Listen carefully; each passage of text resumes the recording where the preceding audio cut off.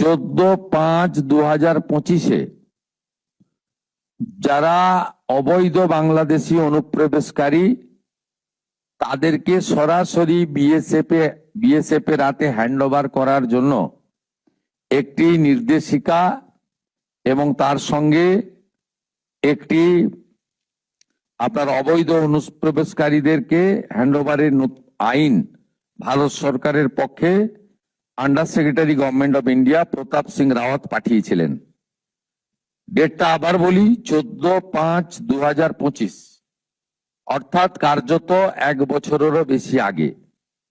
পশ্চিমবঙ্গের আগের সরকার তারা একদিকে শরণার্থীদের সিএএ দেওয়ার ক্ষেত্রে বিরোধিতা করেছে, অন্যদিকে এই গুরুত্বপূর্ণ সুযোগ বা আইন ভারত সরকার যেটা দিয়েছিলেন তাকে কাজে লাগেননি। আজ থেকে আমরা এই আইন কার্যকর করলাম।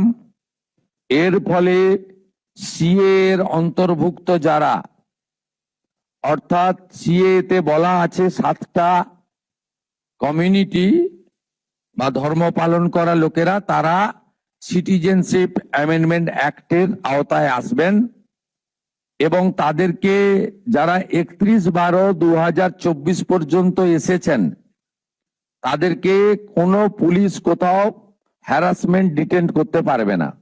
সিএ এর আওতায় যারা নেই তারা হলেন কমপ্লিটলি অবৈধ অনুপ্রবেশকারী ইনফিল্ট্রেটার্স।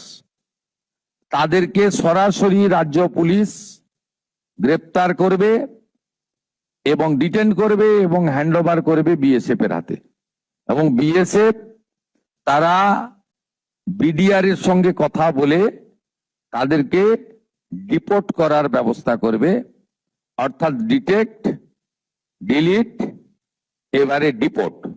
এই আইন আজ থেকে কার্যকর হলো।